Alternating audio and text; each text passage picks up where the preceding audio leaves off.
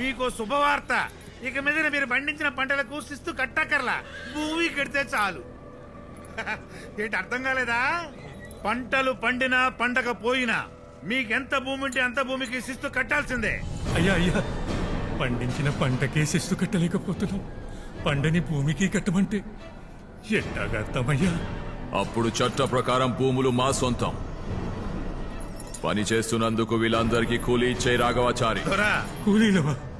అయ్యా, ఈ నేల మా తల్లయ్యా, తల్లి లేకుండా ఎట్టా బతకాలయ్యా? మీ భూములు ఎంతవరకు ఉన్నాయి?